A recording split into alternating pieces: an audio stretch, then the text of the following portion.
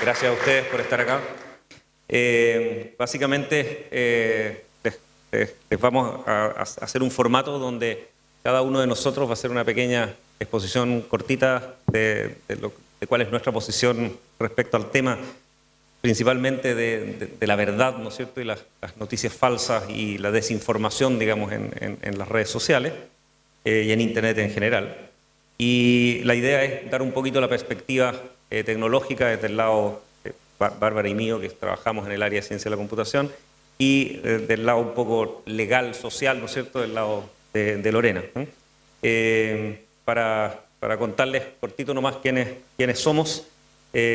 Bárbara Poblete, aquí a mi lado, actualmente es académica en el Departamento de Ciencia de la Computación de la Universidad de Chile, es doctora en informática de la Universidad Pompeu Fabra en Barcelona, y es de verdad experta, no como yo que solo llego a este tema por el lado. Ella de verdad es experta en redes sociales y su investigación es utilizar herramientas computacionales para investigar particularmente la propagación de información y desinformación en Twitter. Ha sido su área de investigación principal.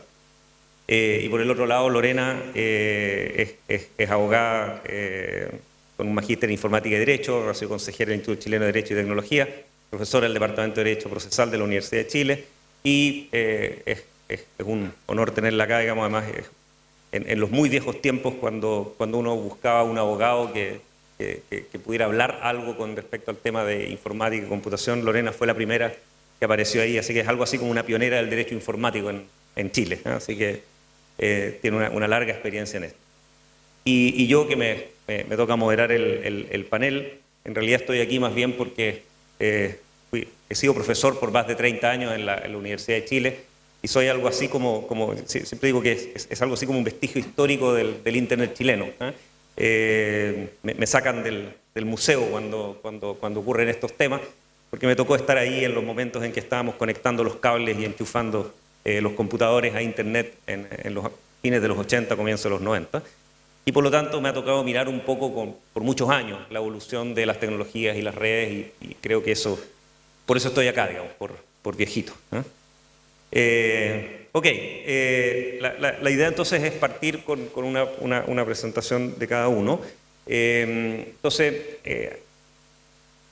Para comenzar la discusión y poner un poco el punto de mi visión, que es como un poco la visión histórica, la situación hoy día es bastante preocupante, porque en el fondo nosotros tuvimos muchos sueños, tuvimos grandes utopías cuando nos conectamos a Internet, cuando trabajamos en las nuevas tecnologías de comunicaciones, porque siempre sentimos que la red iba a lograr hacer algo que hasta ahí era absolutamente impensable, ¿no es cierto?, que era comunicar a todos los seres humanos del planeta en una red mundial interconectada, ¿no es cierto?, en línea, que iba a permitir entonces que los estados, que los grupos, ¿no es cierto?, no pudieran controlar la información local que cada uno conocía.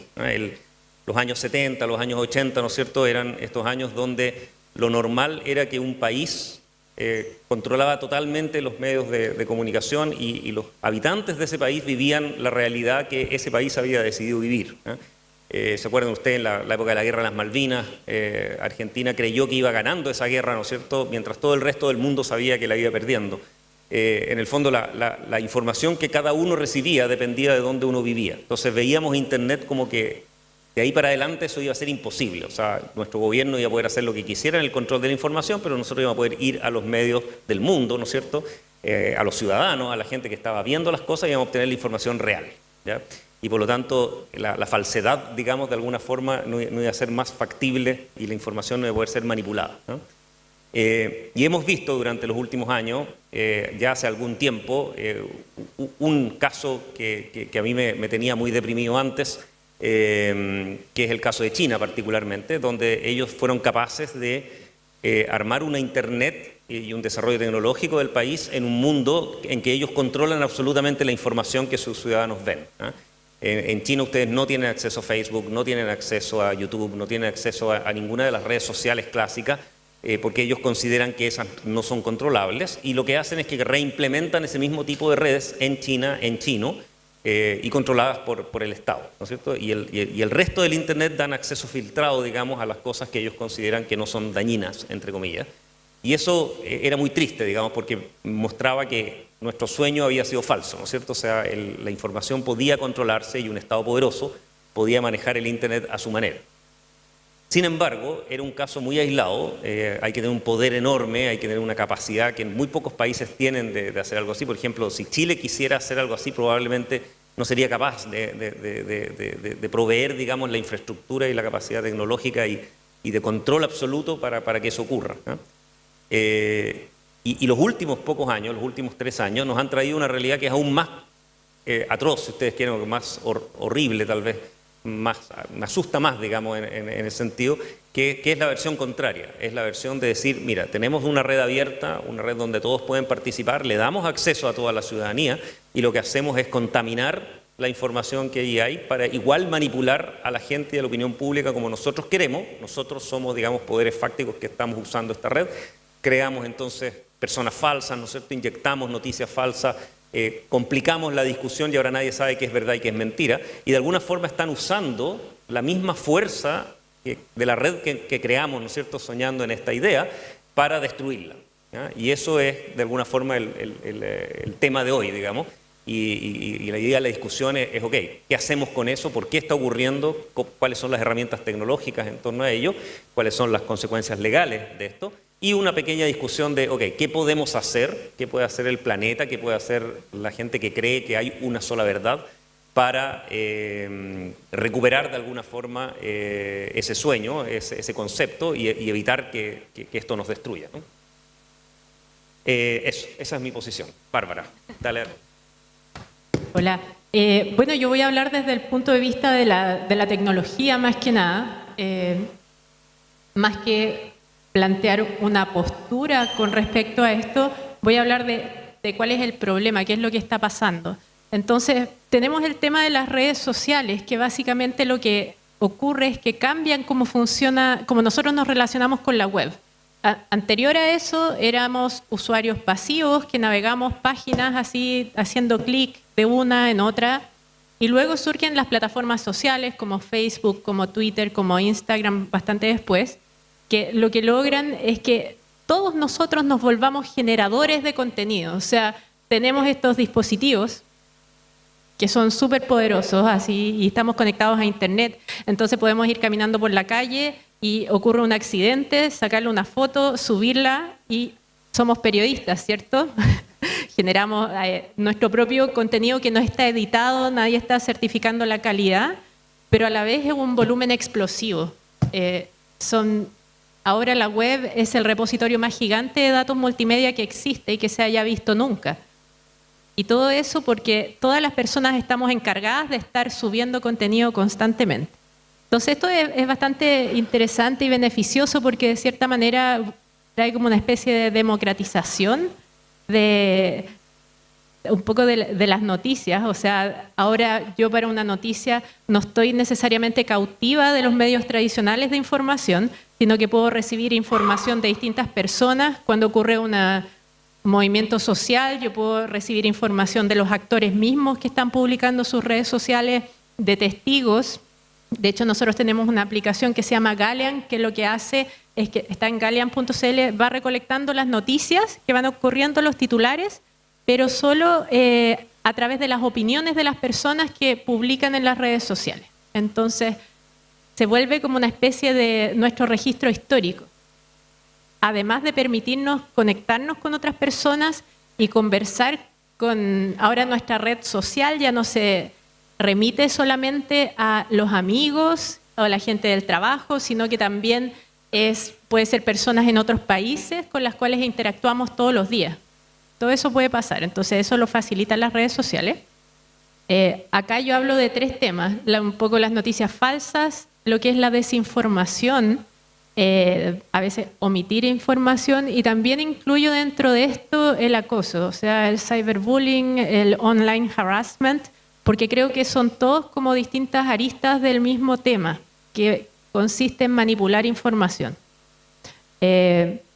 Acá hablo de democratización del contenido. El contenido ya no es generado por unos pocos, es generado por muchos.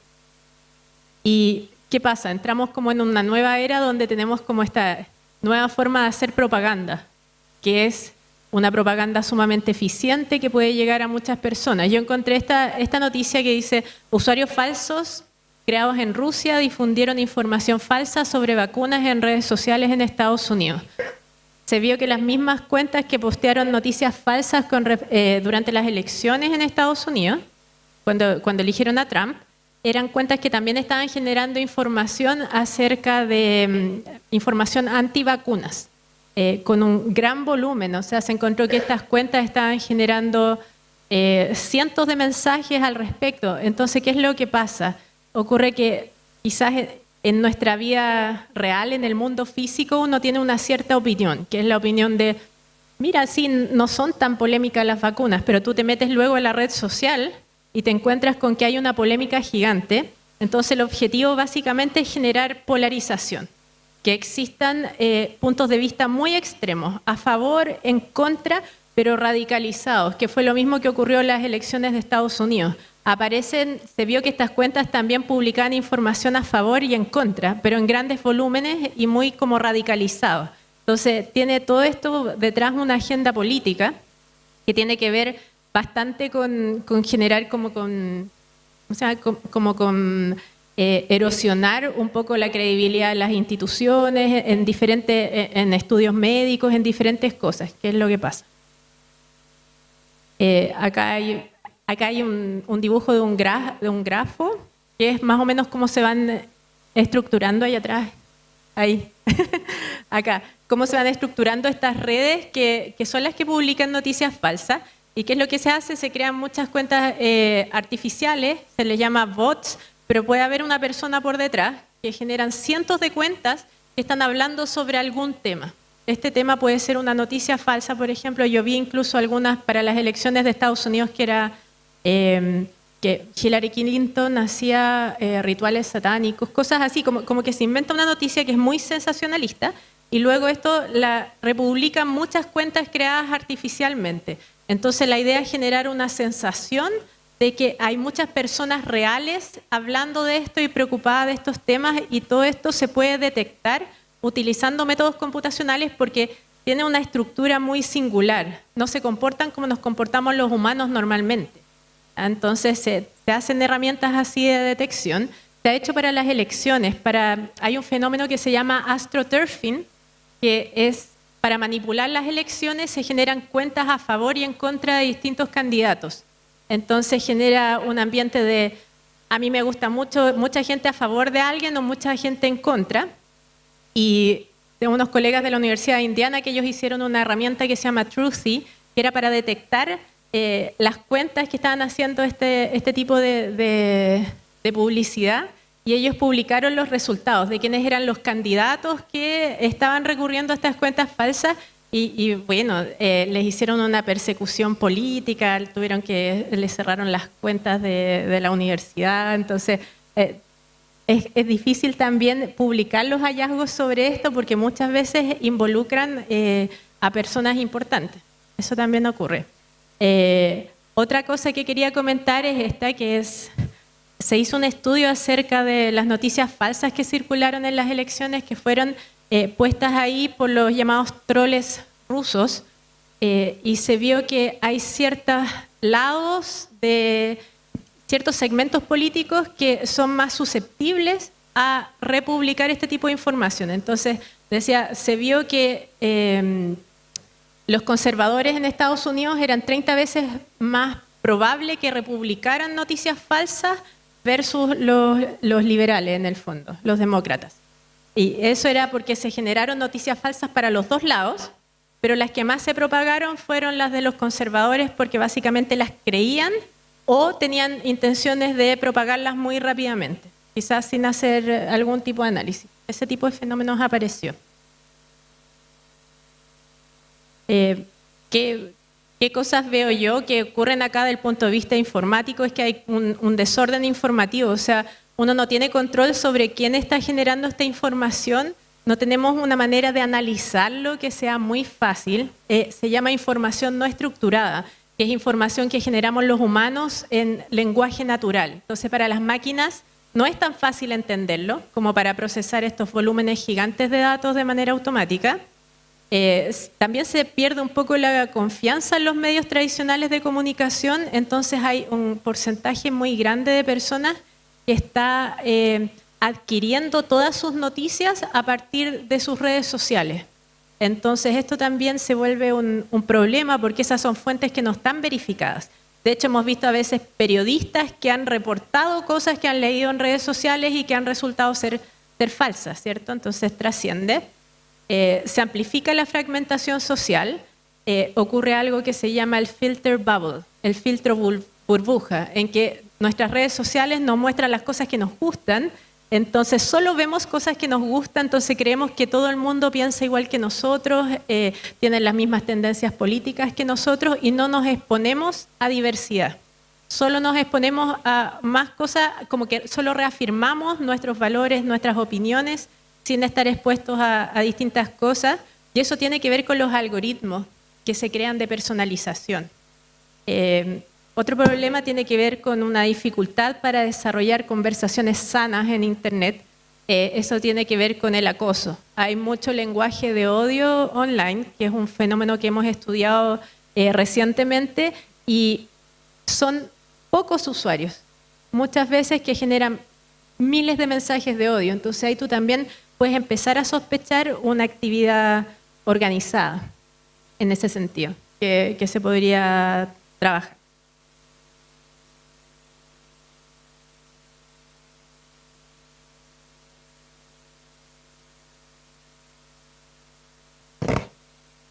Hola, buenas tardes.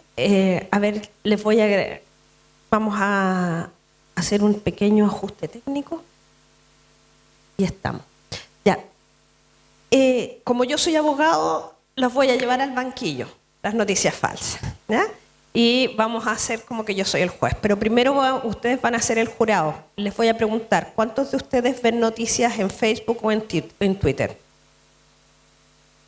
Ya. ¿Cuántos de ustedes además leen el diario? Ya. ¿Cuántos de ustedes leen más de un diario? ¿Más de 2 diarios? Van bajando. 3 diarios, menos todavía. Ya, ¿qué pasa? ¿Qué pasa? ¿Cuál es mi aproximación? Yo soy abogado. ¿Qué pasa? Nosotros si estamos hablando de noticias falsas, para mí tengo que situarme en el derecho a la información. El derecho a la información está vinculado a la actividad periodística.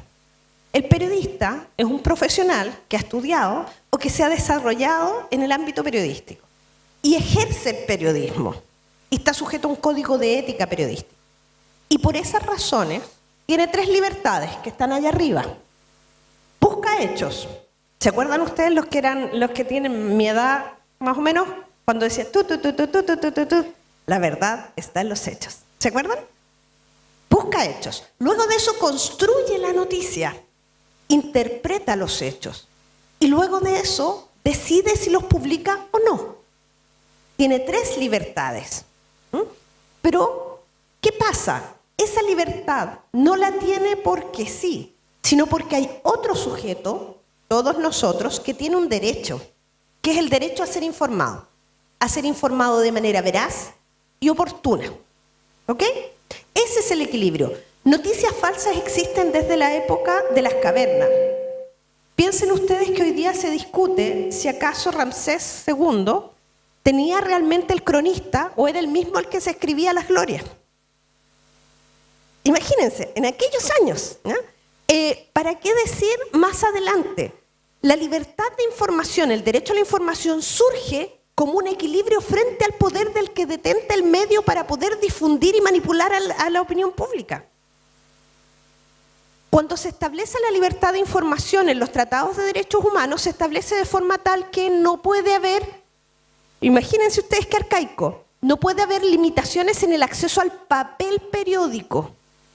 Porque en aquella época el papel periódico era la forma de limitar qué podía leer la gente y quién no, quién podía difundir las noticias.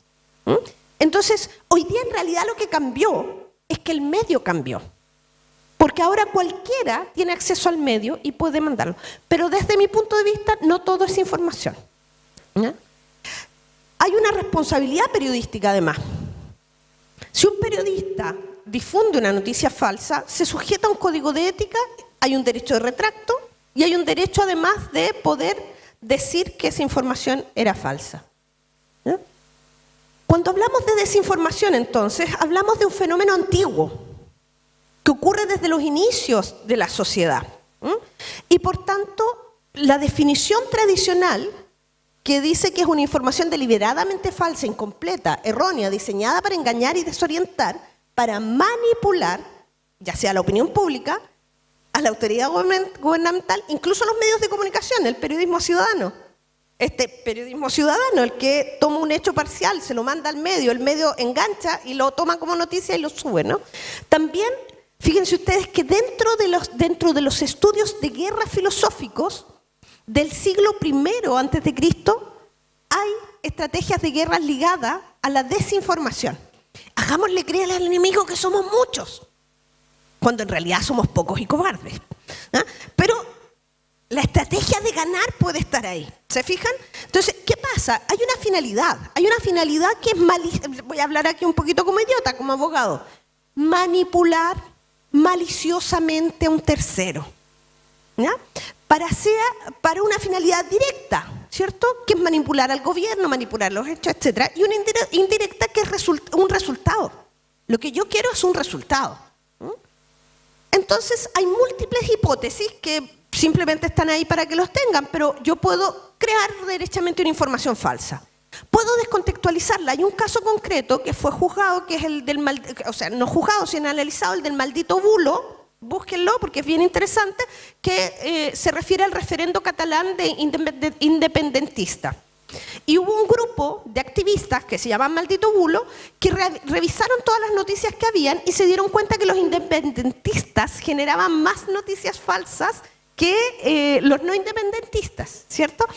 Y a su vez también descubrieron y fueron analizando foto por foto que publicaban si acaso era verdadero o falso o no. Entonces, los medios de comunicación españoles se pusieron a analizar a las fotos y se dieron cuenta, oye, esta foto que se supone que está ocurriendo hoy día en Barcelona, no, pues es una foto de hace 10 años atrás. Y el país empezó a decir, ojo con esta noticia. El mundo empezó a decir, ojo con esta otra. ¿Ya? Los medios de comunicación funcionaron como el control de las noticias. Y eso es muy importante para lo que les voy a decir ahora, ¿no? Entonces, ¿qué pasa? Estas hipótesis comisivas, hablando como abogado, en realidad las pueden cometer distintos sujetos, ¿cierto? Y son muy distintas de la información errónea. Un periodista se puede equivocar. Puede tomar una fuente falsa como verdadera. En Chile tenemos un tema cultural gravísimo, que es que hay un temor reverencial a revelar las fuentes. Porque somos pocos y somos cobardes. Entonces, como sabemos que puede haber una represalia, no revelamos las fuentes. Y una fuente incógnita le resta transparencia al proceso, porque nadie se hace cargo de esa información. Y eso es grave, ¿ya? Entonces, ¿qué pasa? Con la información errónea puede ser parcial, puede ser sesgada, puede ser poco confiable. Las filtraciones, acuérdense de lo que ha pasado en los últimos años, las filtraciones de investigaciones inconclusas. Y también otra cosa importante, el silenciamiento de noticias. Cuando simplemente nosotros miramos las noticias falsas como las interacciones en la web, no somos capaces de ver el silenciamiento de noticias. El año pasado, en un momento dado en Chile, las principales empresas del país, al menos un 20%, estaban en huelga. ¿Vieron alguna noticia de huelgas? Nunca, ¿verdad? Nadie las difunde. ¿Y eso no es manipulación informativa? ¿No es desinformación? Entonces, el tema aquí, y aquí voy un poco a las redes sociales. En las redes sociales yo también puedo silenciar voces. También hay algoritmos para silenciar. Entonces, el tema aquí es que es bien difícil hablar de esto en un país donde decidió tener en su constitución un artículo 19, número 12, que protege al propietario del medio y en ningún momento protegió al sujeto que va a ser informado. Si ustedes miran nuestra constitución, la parte pasiva del derecho fue olvidada. Conscientemente o inconscientemente, no soy yo quien tiene que juzgarlo, pero no está. No está el derecho de nosotros a ser informados de manera veraz y oportuna. Y eso es grave, ¿no? Entonces, hay antecedentes previos, 1980, se los dejo como referencia. Entonces, el tema aquí de desinformación, cuando empieza a poner a peludo, es cuando estamos hablando de una narrativa estratégica, una intención positiva de engañar, de manipular, de conducir, de generar pánico, etcétera, ¿no? Entonces, ahí ya empezamos a tener un bis delictivo ya, ¿cierto? Una cosa rara, una construcción de un discurso afín a un objeto, generar una estrategia de credibilidad, ¿cierto?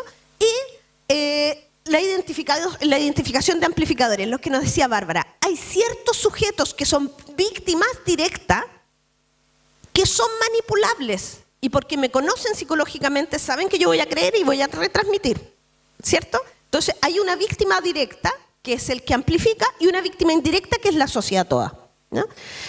Y aquí empiezan a surgir problemas porque como hay robots que hacen esta amplificación también, empieza a haber un discurso que más bien esto es una pregunta para los chiquillos que son ingenieros.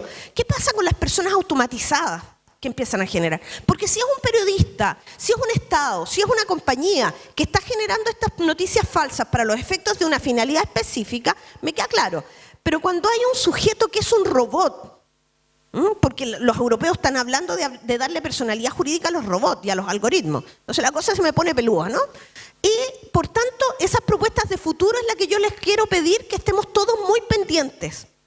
Porque una cosa es regular a los medios de comunicación y decir que deben difundir noticias veraces y oportunas, pero cuando pensamos nosotros que es noticia cualquier cosa que diga cualquiera, y ese cualquiera es un robot, ¿a quién voy a perseguir para pedirle la responsabilidad de lo que está diciendo? Entonces, ahí a mí me da susto cómo regulamos, ¿ya?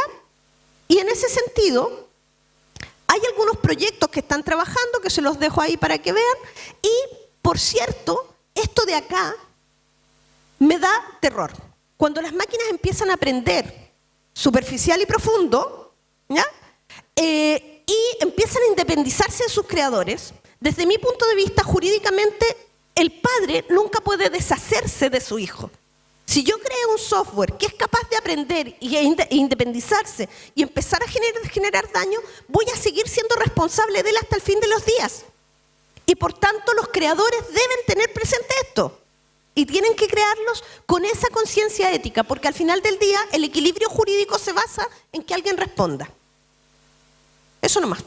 Muchas gracias.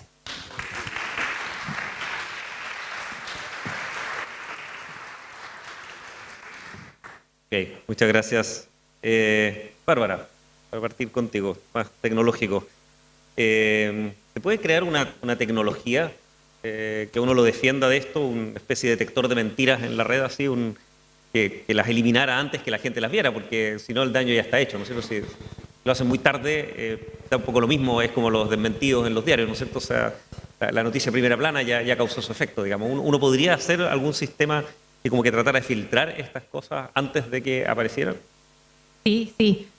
O sea, no existe en este momento algo que funcione muy bien, porque, o sea, lo hemos visto en el caso de Facebook, que la mejor estrategia que han encontrado ha sido agregar un ejército de editores humanos para poder ir revisando todas las noticias de manera manual.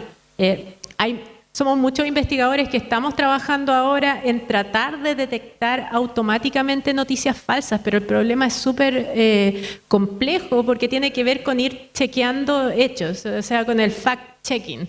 Cada cosa que se publica, ir a otra base de datos, ver si era cierto o no, y de repente también te encuentras con el problema de que hay cosas que son opiniones que no están sujetas a ser chequeadas, pero no significa necesariamente que vaya a ser una noticia falsa porque alguien puso su opinión, ¿cierto? Entonces estamos entre en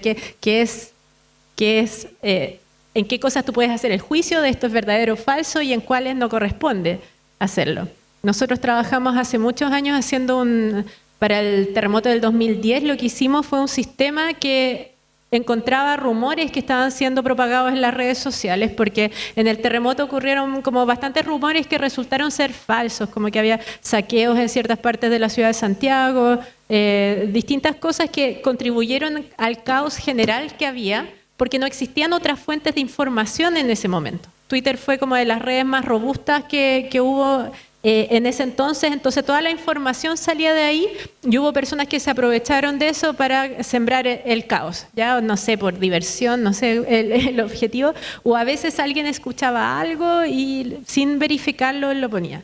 Entonces ahí nosotros estudiamos los casos y entrenamos una herramienta con aprendizaje de máquina automatizado que podía identificar las noticias que eran creíbles de la red de las que no. Porque si yo mirara en el fondo, si yo tuviera una visión de todo lo que está comentando la gente acerca de una noticia, si yo tuviera esa vista mágica como para poder ver todos los comentarios al mismo tiempo, yo puedo darme cuenta cuando algo es poco creíble, porque las personas tenemos como ese cierto filtro de poner en duda cosas que nos parecen poco verosímiles.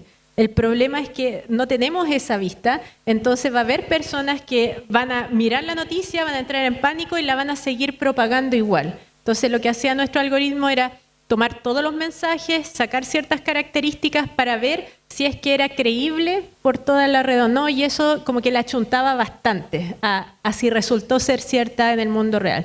Pero todas estas cosas se van modificando las estrategias para generar noticias falsas, se va modificando el modus operandi también, entonces tiene que ver con cada vez ir desarrollando nuevas tecnologías para hacer esto. Entonces nuestro sistema que funcionaba entonces ya no funciona ahora y hay que irlo actualizando. Pero yo creo que en teoría uno debería, yo no creo en el tema como de la censura, o sea, necesariamente de sacar los agentes maliciosos, sino que más bien de entregar más información a las personas. O sea, tú estás leyendo algo y que te parezca al lado algún indicador que diga, mira, esta información es poco creíble, o tiene dudosa procedencia, o no se ha podido verificar fuentes adicionales que la estén confirmando. Eso es lo que a mí me gustaría en el fondo poder hacer.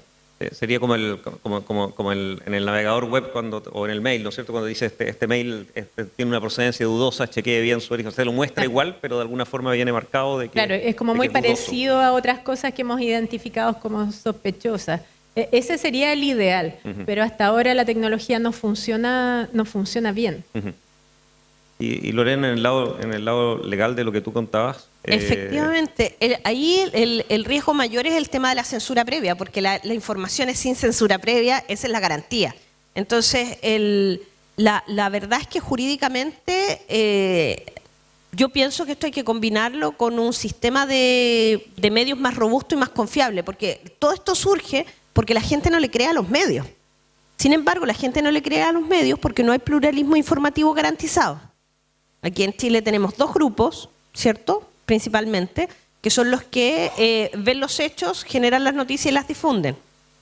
Si tuviésemos un sistema de medios más robusto, donde existiera pluralismo real y no existiera esta desconfianza innata, quizás podríamos tener un control más férreo, que fue un poquito lo que les contaba respecto del maldito bulo en España, porque en el fondo ellos tienen un sistema más pluralista, donde existen medios que pueden hacer peso y contrapeso. Nosotros no. Entonces, desde mi punto de vista, jurídicamente lo mejor podría ser fortalecer los medios de comunicación. En Chile no tenemos una política de medios que fortalezca el pluralismo y la diversidad, que no asegura la viabilidad y sustentabilidad de los medios de comunicación, y eso genera en definitiva que terminemos en este Far West, donde lo que venga puede ser de cualquier manera. Pero por otro lado, el fenómeno parece ser más amplio que eso, ¿no? Porque al final, incluso en países donde hay mucha diversidad de medios, en Estados Unidos, o sea, esto ocurre igual. O sea, hay de alguna forma hay una especie de desconfianza en la información en general, ¿no es cierto? Incluso hay como una especie de desconfianza en la verdad a esta altura, ¿no es cierto? O sea, en este minuto, la ciencia, ¿no? Si tú piensas que hoy en día, en realidad, los discursos sobre transparencia, sobre posverdad, sobre fake news, demuestran una desconfianza general en el discurso oficial. Sí. ¿Te fijas? Y una radicación de la verdad en lo que la sociedad cree que es la verdad. Ajá. El problema es que en este minuto, desde mi punto de vista así jurídico, sin entender técnicamente en profundidad, el problema es que la verdad de quién. porque no sabemos quién está detrás del algoritmo, no sabemos quién está detrás de las identidades simuladas y de los amplificadores. Entonces, ahí, y aquí ya me disperso, pero sí creo que hay un tema de identidad digital que no hemos abordado como sociedad. Yo no sé quién es el que está detrás de esa opinión. ¿A quién voy a responsabilizar de haber generado esa noticia? O esa información o esa opinión. Entonces, creo que como sociedad tenemos que adoptar una decisión clara en cuanto a la construcción de la identidad digital unívoca. O sea, poder saber encontrar quién es el agente. Para entender lo que tú contabas del marco legal, sí, porque entendí que en el caso de la información los periodistas tienen restricciones y reglas mucho más fuertes, digamos, que los individuos comunes y corrientes. Pero si uno demostrara que hay un individuo particular, que no es un periodista, ¿cierto? Y que generó bots y generó información falsa adrede para lograr algo, para ganar una elección, puede ser un político, o para una empresa que quiere hacer un negocio y quiere matar al otro, en fin. En el fondo, si tú lograras demostrar que una persona o una entidad jurídica, pero no periodista, no medios de comunicación, generó una información falsa para lograr un objetivo. ¿Eso es ilegal? ¿Es un delito? Sí, o sea, hoy día te voy a contestar lo que le contesto a mis estudiantes de ingeniería, que la primera clase les causa un poco de escozor. Depende. Depende. Bueno, eso es lo que porque siempre dicen los resulta abogados, ¿no? que si yo quiero depende de la intención y del resultado que quiera perseguir. Si yo quiero generar pánico en la población, lo hago de manera tal que cumplo con la hipótesis delictiva de los delitos de terrorismo, voy a estar sancionado por terrorismo. Si yo genero información falsa sobre ti y te injurio, vamos a estar en la sede de las injurias. ¿Ya? A mí lo que me preocupa es que cuando nosotros le empezamos a poner seudónimos tecnológicos a las cosas, pensamos que estamos fuera del derecho. Y no es verdad. O sea, fake news en realidad es un nombre artístico, pero en realidad estamos hablando de desinformación, de injurias, de calumnias, de terrorismo, que suena bastante más feo, ¿cierto? Pero nos trae a la realidad, a lo que hay detrás. Va a depender de la intención. Acoso, ¿cierto? El ciberbullying, bullying, acoso. Son conductas de acoso que están tipificadas. A lo mejor no están tipificadas de manera neutra, para que puedan la tecnología caber dentro del tipo, ¿cierto? Y tenemos una garantía fundamental que si algo no está descrito en el tipo, no es delito. ¿Ya? Entonces, lo importante aquí es que todos nosotros seamos capaces de entender que el derecho se generó hace 3.000 años atrás y que podrán haber cambiado las tecnologías y los medios y tenemos que adaptar esas normas a las nuevas tecnologías y medios.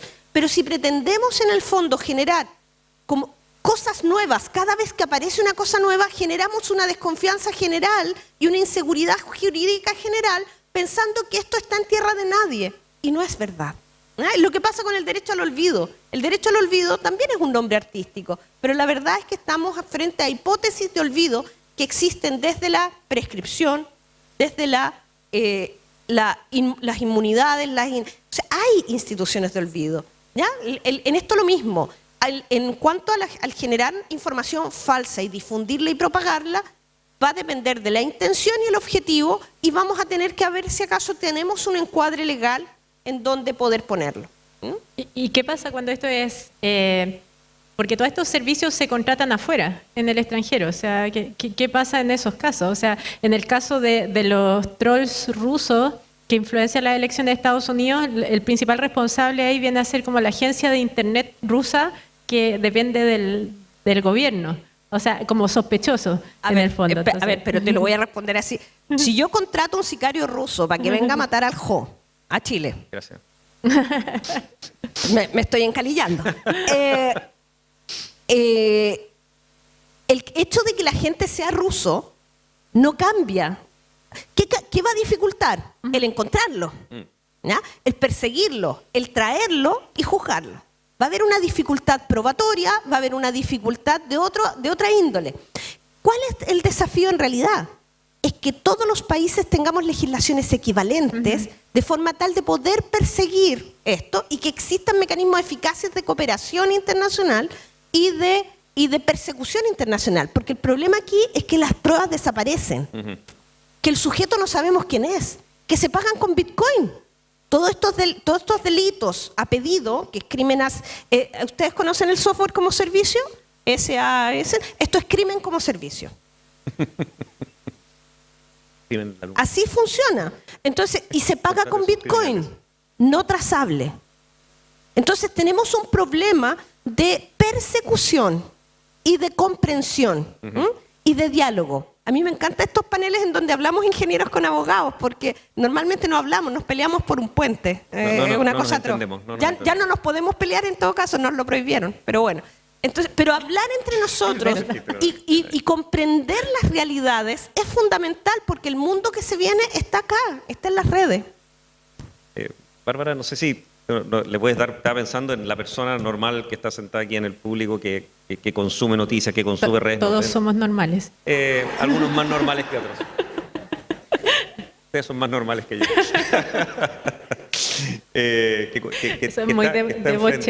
Está enfrentada a esta inundación de entre falsedades, de discusión de si la verdad es verdad, ¿no?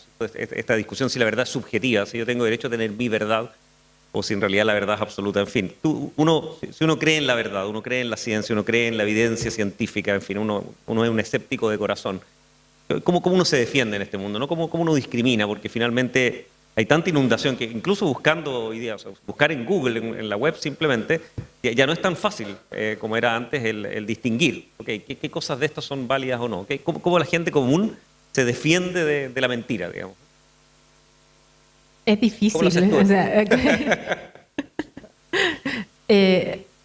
yo pienso que buscando fuentes, o sea, fuentes confiables. Existen fuentes confiables de información. Lamentablemente cuando, claro, una noticia que fue publicada en una red social trasciende a los medios tradicionales de información, eso se ve vulnerado.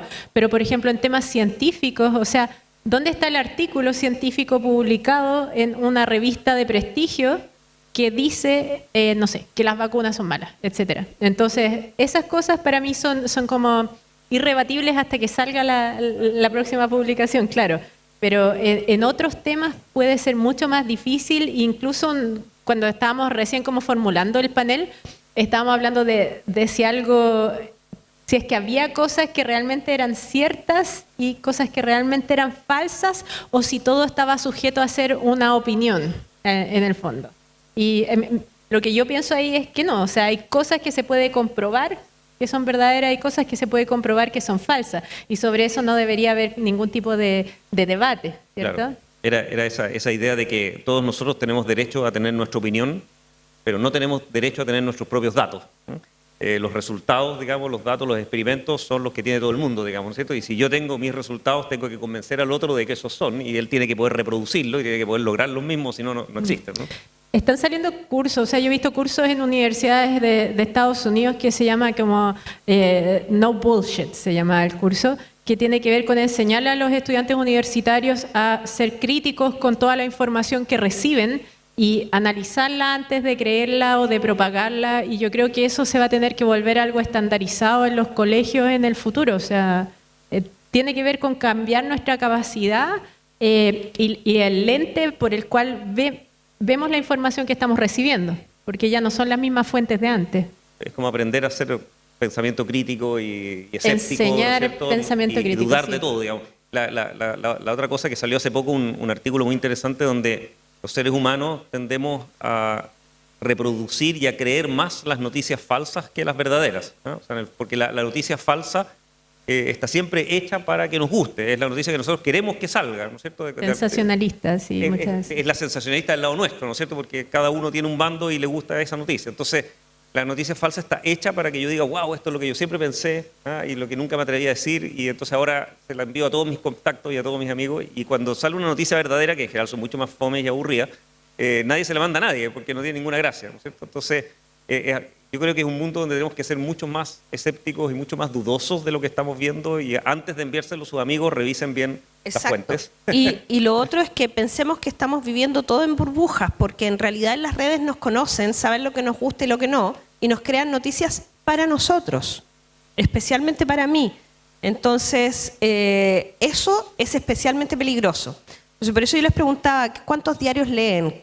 Porque la verdad es que uno debería leer por lo menos 5 diarios, si los tuviera, digamos, si tuviera 5 diarios que fueran de distinta tendencia, porque esas son 5 miradas reales, comprobables y perseguibles. O sea, en el fondo yo puedo ir a decirle al editor, a decirle, oiga, usted dijo esto, demuéstreme de dónde lo sacó.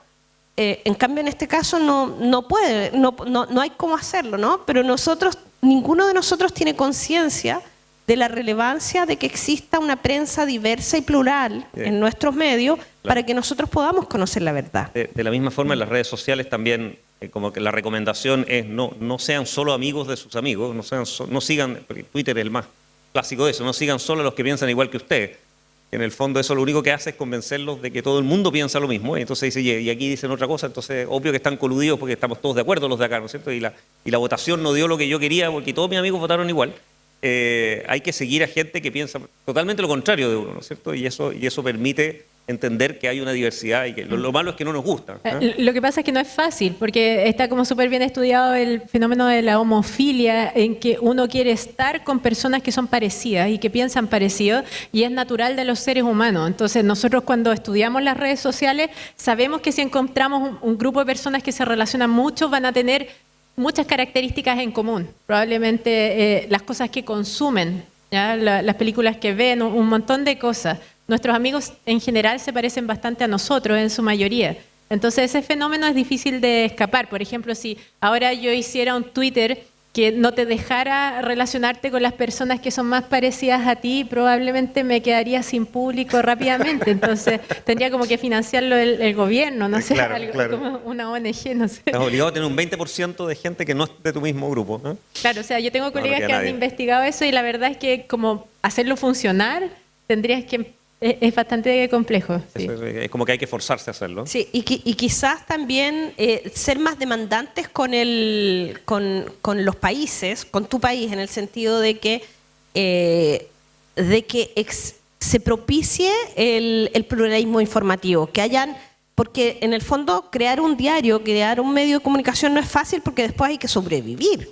Hay que pagar las cuentas, pagar la luz, pagar el agua, pagar todo, ¿no? Y si es que no existe un apoyo oficial transversal, van a sobrevivir solo los medios afines al gobierno.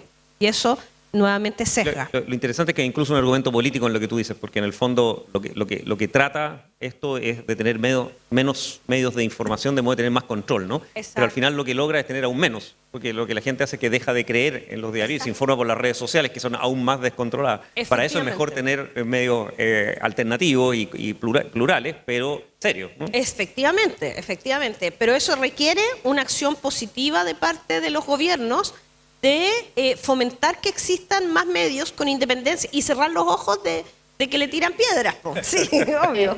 Sí, nosotros hicimos un estudio sobre la estructura de poder de los medios chilenos. No salió muy difundido en los medios nuestro estudio. No se interesaron mucho en publicarlo, pero está públicamente disponible, está en el Journal Plus One, y lo que hicimos fue que estudiamos la información que iban publicando todos los medios que tienen presencia digital en Twitter en Chile, incluso los que eran independientes, todo. Y básicamente lo que encontramos es que hay como 2 fuentes de información que publican un contenido y ese contenido básicamente es repetido por todo el resto. Y eso, análisis de 1 año, básicamente. Entonces eso sí es preocupante porque incluso los medios que nosotros vemos como independientes también están haciendo eco de las mismas cosas. ¿Y qué pasa? Porque también hay medios que no tienen los mismos recursos para mandar un periodista a cada lado, entonces consumen desde los mismos proveedores de noticias. En ese sentido estamos súper cautivos. Oye, para cerrar y antes de darle la pregunta al público, para responder la pregunta que nos trajo acá, digamos, quería las opiniones de ambas. Lorena, primero, que es tu área. ¿Tú crees que, de lo que entendí, tú sientes como que no hay que hacer muchos cambios legales, ni hay que hacer una regulación específica, más bien tú dices aplicar la ley porque ya funciona dentro de los medios, y más bien estás preocupada del tema de pluralismo de la información, etc. Ahora, pero la pregunta concreta, digamos, uno debiera hacer un cambio legal, una regulación más específica donde esto se persiguiera más, se sancionara más, o las herramientas legales son las correctas hoy día? Mira, yo creo que hay que hacer una revisión completa de nuestro sistema jurídico desde la Constitución, porque el pacto social cambia en estas circunstancias y las libertades que nosotros tenemos establecidas en nuestra Constitución fueron hechas antes de que existiera siquiera nada. Entonces, se acaba de reformar la Constitución en Chile para establecer como garantía fundamental la protección de datos, que esa es otra forma de analizar este tema, ¿no? Pero yo creo que hay que hacer una revisión más transversal de eso y a su vez también de los tipos penales que tenemos. Hay que revisar si acaso son neutros desde el punto de vista tecnológico y, por cierto, hay que mejorar los mecanismos de cooperación internacional para poder perseguir al troll ruso. Entonces, pero ahí estamos trabajando con el tema del convenio de Budapest, la adaptación en la legislación chilena de esta materia. O sea, hay un trabajo que recorrer, pero lo que no me convence mucho es generar figuras distintas que los jueces no van a entender, con un lenguaje foráneo que menos van a entender, y desde las tecnologías. Yo creo que hay que hacerlo desde el sistema jurídico, el análisis profundo para ver cómo se adapta. Y ahí tenemos que trabajar en conjunto ingenieros y abogados, y sociólogos y psicólogos, en la estructuración de un nuevo paquete normativo recargado con esta clave. Bárbara, ¿legal? No. No, no actuaría. Ok, teníamos unos minutos si quieren hacer preguntas del panel. Tenemos Acá adelante y allá atrás también. dos micrófonos ¿Acá? dando vueltas. Adelante. Sí. ¿La pueden dirigir a alguien específico o al panel? Aquí nos peleamos por responder. Sí, para Bárbara, tú algo dijiste de que habían como ciertos indicadores de que las malas noticias eran generadas por pocas personas, incluso casi como organizaciones como bien estructuradas, en algún momento dijiste. Eso me gustaría que fueras como, que ampliaras un poco más, porque en el fondo igual hay una pesquisa de quién está detrás de esto. Yo me voy como súper asustada un poco, porque en el fondo, no sé si son casi organizaciones como internacionales, pero ustedes con la tecnología, con los conocimientos, pueden identificar ciertas fuentes. Sí. Y que estén organizadas, que sean poco, igual hay un fin, que no tengo idea cuál será, pero son pocos los que tienen esa herramienta.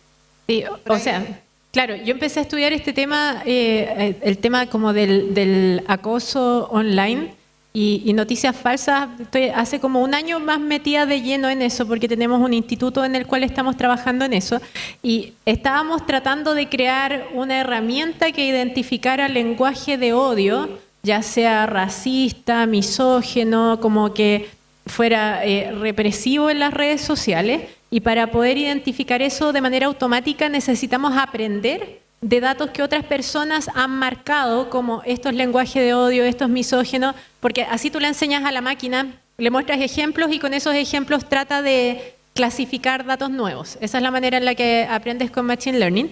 Y tomamos unos datasets, unos sets de datos que había en Estados Unidos que estaban usando todos los investigadores para aprender eso. ¿Y qué encontramos después de analizarlos? Que básicamente todo el lenguaje de odio estaba siendo generado por 3 usuarios adentro del dataset. Y estos eran 6.000 mensajes. Entonces ellos, cuando publicaron el set de datos para que otros aprendieran de esto, dijeron, son 500 usuarios. Pero tú los mirabas y esos 500 usuarios, la mayoría publicó un mensaje y hubo 3 que publicó todo el resto de los mensajes. Entonces, ahí te das cuenta que en realidad lo que estamos haciendo quizás no es identificar lenguaje de odio, y que estamos tratando en realidad de identificar personas, que son estos agentes que repiten mucho esto, o cuentas que son artificialmente creadas. Muchas de estas cuentas de odio tenían ciertas agendas políticas, no sé, había mucho ataque contra mujeres por temas de aborto, cosas así, como que tenían que ver con ciertas leyes que se estaban por aprobar o cosas de ese estilo. Entonces, lo mismo vemos nosotros en la generación de noticias falsas, da la impresión que fuera un fenómeno gigante, estamos todos inmersos en noticias falsas, pero son básicamente unos pocos propagadores que son muy eficientes en llegar a mucha gente. Si tú llegas al origen de eso, fueron unos poquitos. Entonces yo creo que en el fondo estamos hablando con unos alumnos como de encontrar la vacuna contra este problema, sería si nosotros rápidamente detectamos estos focos y podemos marcarlos y de ahí tratar de intervenir los mensajes que vienen después. Eso sería. Y yo creo que por ahí va bastante la solución. A veces uno se pierde como en este mar de datos gigante, pero cuando miras de dónde partió, son poquitas cuentas, sí.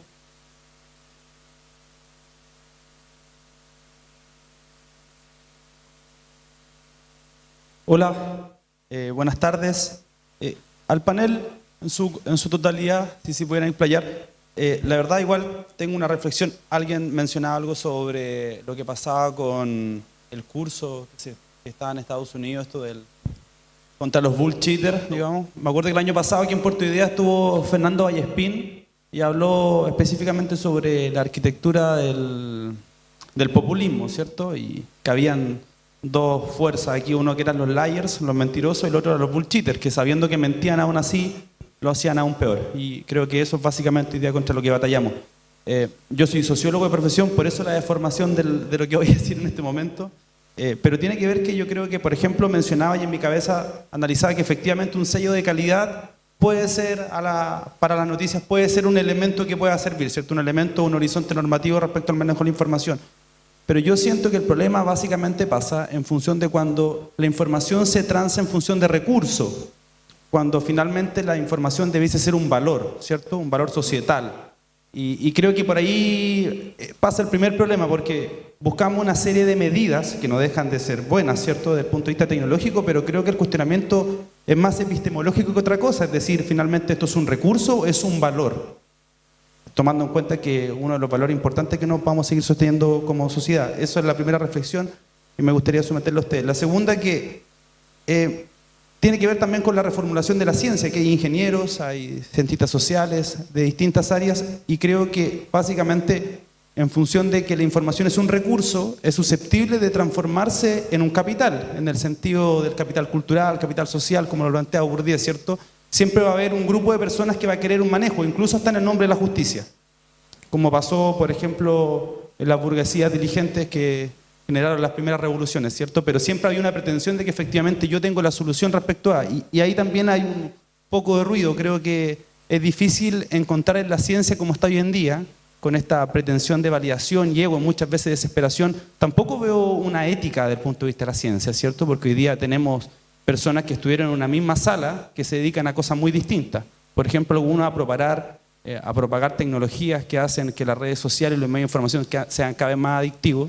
Y por otra parte una ciencia que efectivamente trabaja por revertir eso. Entonces, creo que es más de fondo la temática, ¿cierto? Creo que hay una batería y un sinnúmero de elementos que pudiésemos transformar y discutir, pero creo que en el sentido más profundo de la ciencia y de la información como valor y no como recurso es que radica el problema. Entonces, por ahí creo que, no sé qué piensan ustedes respecto de eso. Muchas gracias.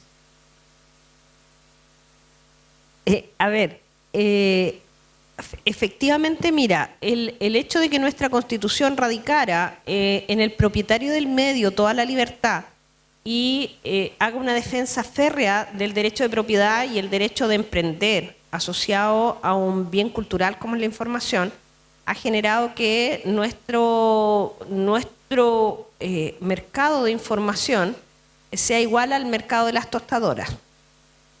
En el fondo se trata la información de la misma forma como yo trataría un microondas. Quizá en el microondas incluso tengo más cuidado porque ahí está la salud de por medio. Aquí no se toma en consideración la salud mental. Entonces, efectivamente, yo creo que hay un cambio en el acuerdo social que tenemos nosotros como sociedad y como país en cuanto a la información como un insumo para que los hombres sean libres. Libres e iguales realmente, porque malamente yo voy a poder opinar si no estoy informado. ¿Te fijas? Entonces hay un tema de capital social, capital cultural, que no se ha valorizado y no se ha traducido en un régimen constitucional de garantía real a la información como un valor social para las generaciones futuras.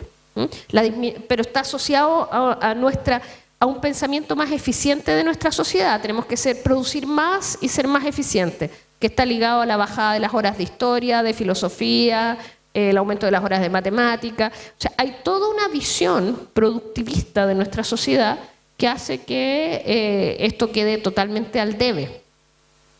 Y ahí hay un equilibrio que hay que hacer. En ese sentido estoy completamente de acuerdo contigo. Pero tenemos que discutir en serio el pacto social. Porque si no, con menos cultura quedamos más presos de las noticias falsas. Porque si no tenemos capacidad de contraste, no tenemos capacidad de crítica, no tenemos capacidad de identificar fuentes verdaderas, creemos lo que nos dicen, tenemos pensamiento YouTube, estamos viendo videos YouTube todo el día, de cualquier cosa, malamente vamos a poder tener un pensamiento crítico. Siguiendo un poco estaba pensando en, porque tal vez dejamos un poco fuera pensando en, es verdad que hay sistemas organizados de manipulación de la información, etcétera, con lo cual tenemos que defendernos y hay ciencia usada para eso y contra eso. Pero no hay que dejar de lado también que hay seres humanos. En el fondo, yo he conocido gente de verdad, digamos, que la conozco, que eran conocidos míos, que de verdad se vuelven agentes de odio en las redes sociales. O sea, y en persona eran personas bastante razonables, ¿eh? eran personas casi agradables, pero en la red social se vuelven un tirano insoportable y absurdo y parecen dos personas distintas. También hay un efecto psicológico real de que en las redes sociales no nos comportamos de la misma forma. De alguna forma, bueno, no estamos viendo a la otra persona, entonces hay menos empatía, tampoco nos pueden pegar de vuelta, digamos que, o sea, hay ciertas cosas que frente a frente no nos atrevemos a hacer y que en las redes sociales sí. Y a algunas personas esto les afecta mucho y de verdad se vuelven tremendamente odiosos y peligrosos, digamos, y a pesar de que físicamente en la vida real no lo son. Entonces, fuera de toda la manipulación de que hay gente que está abusando de esto, ¿no es cierto? También hay un fenómeno real, que hay seres humanos, parte del acoso en los colegios y qué sé yo, hay seres humanos que se transforman y que la tecnología que les entregamos les dio un medio más poderoso de hacer daño que el que tenían antes, digamos, ¿no? Y hay que hacerse responsables de eso y también pensar en ello, o sea, cómo hacemos para que los seres humanos sean más humanos en las redes sociales, digamos, ¿no? Sí, o sea, una acotación con respecto al tema tecnológico. O sea, es verdad, existen empresas cuyo objetivo es contratar científicos así como yo para estar siendo más eficientes en la distribución de su contenido. Facebook. ¿Por qué son tan efectivas las campañas de fake news? Porque le pagan a Facebook para que muestre eso como si fuera publicidad a la gente que es más probable que lo consuma. Y eso es súper eficiente porque ellos nos tienen muy bien hecho nuestro perfil de usuarios, porque tienen nuestras fotos, tienen todos nuestros likes, las cosas que nos gustan, no nos gustan, toda la información que les hemos regalado, en el fondo. Entonces se vuelven muy eficientes dándonos ese contenido. Y existimos otros científicos que estamos trabajando como en tratar de encontrar el antídoto a todo esto, que estamos tomando conciencia de que este fenómeno no puede ser, porque para nosotros es una especie de ataque en una red que puede ser muy, muy útil. ¿Ya? Entonces, como una especie de ataque malicioso, como un hackeo que nos están haciendo en la red. Eso es como descontando a la gente que naturalmente es odiosa, sino que más bien es naturaleza humana, no sé. Entonces, están esos dos fenómenos y eso se relaciona con algo que dijo Lorena, que es como el tema de que se crea un algoritmo, por ejemplo, que dijo Mark Zuckerberg, fue que esto lo había hecho el algoritmo. Entonces él se desresponsabilizaba de eso. Facebook no es responsable. Y eso tiene que ver con temas de legislación y también de ética profesional de las personas que programamos estas cosas. Nosotros somos responsables de nuestros algoritmos. O sea, a mí no me cabe ninguna duda que yo voy a ser responsable de todo lo que haga mi algoritmo en adelante. Y ahora han surgido disciplinas nuevas, de nuevo, de gente preocupada por estos temas. Ahora se estudia algo que se llama el sesgo algorítmico, que tiene que ver con que tú creas un algoritmo que es una caja negra y tú no sabes cómo está tomando decisiones. Tú no sabes por qué el banco no te dio el crédito y te dicen, mira, es que en realidad el puntaje que nos dio el algoritmo es que tú no eras una persona confiable para esto. Pero el banco tampoco sabe cómo el algoritmo tomó la decisión. ¿ya? Y después de mucho tiempo de entrenado ese algoritmo, ya nadie sabe cómo está tomando la decisión. Y si tú lo empiezas a analizar los resultados de ese algoritmo, después te das cuenta que está discriminando por raza, está discriminando por sexo, está discriminando por edad, por un montón de cosas que en muchos países es ilegal discriminar. Entonces, al desligarnos de la responsabilidad del algoritmo, estamos metiendo a agentes que pueden tener actitudes ilegales adentro del sistema. Entonces, la responsabilidad que se viene es explicar la tecnología de inteligencia artificial para poder saber cómo está tomando sus decisiones y poder interferir cuando lo está haciendo de manera incorrecta. Pero lo que ha pasado ahora es que se desliga de completa responsabilidad porque no se entiende qué está pasando dentro de la caja negra. En el fondo la idea es que cualquier algoritmo que toma una decisión, uno debiera poder decirle, ok, ¿por qué tomaste esta decisión? Y debería haber una explicación tecnológica, ¿no es cierto? De, ok, estos son los parámetros, estos son los sesgos. Y con eso uno puede mirar y decir, ok, esto está mal y esto lo podemos arreglar o no. En el fondo es una explicación de por qué esa persona calzó en esa categoría. Exacto. Ahora, también es cierto que también hay una cultura de cada uno de nosotros de cuidar su información, porque si me conocen es porque yo he revelado información mía. En actividades tan concretas como, voy a hacer otra encuesta pequeñita, ¿cuántos de ustedes dan su root cuando van al supermercado porque les dicen que hay una oferta? ¿Ya? Cuando llegan a la caja le dicen, ¿su root, por favor? A veces sin ninguna oferta. A veces sin ninguna oferta.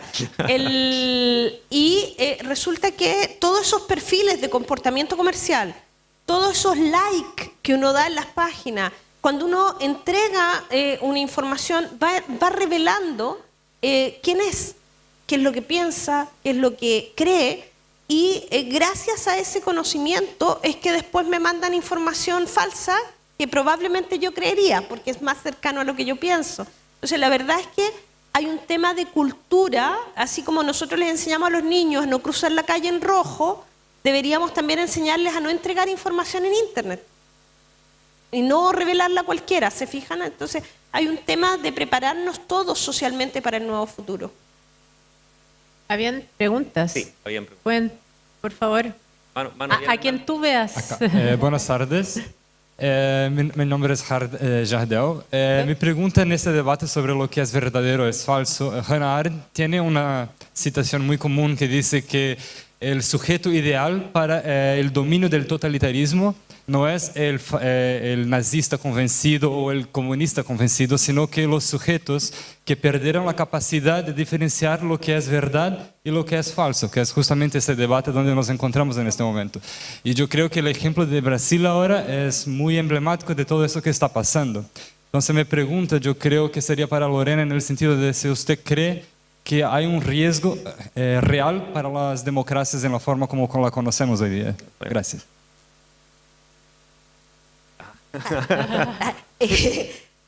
No, el riesgo para la democracia hay, también el riesgo para la libre competencia. O sea, en este minuto yo creo que está súper demostrado el caso del Brexit, el caso de la votación por la independencia en Cataluña, el caso de Brasil, el caso de Trump. O sea, está claro que el machine learning y esto de marcar a la persona, que no me acuerdo cómo se llama en inglés, pero el darle noticias específicas porque te tengo marcado como está en las bases de la democracia, de la construcción y la salvaguarda de la democracia. Ahora, claro, también es difícil hacer un experimento científico para demostrar eso, porque obviamente si no tuviéramos redes sociales y no tuviéramos internet, es posible que esto hubiese pasado igual, ¿no es cierto? O sea, no tenemos cómo tener un universo paralelo donde probar la teoría de qué habría pasado sin bots y sin redes sociales en estas elecciones, si Trump y si Bolsonaro habrían ganado igual, digamos. Mi sensación es que hay procesos políticos más complejos, ¿no es cierto? Pero de alguna forma yo creo que todos estamos de acuerdo que la tecnología ayudó en ese proceso y que eso es grave, o sea, que debiéramos buscar formas de defendernos, digamos, de ese fenómeno.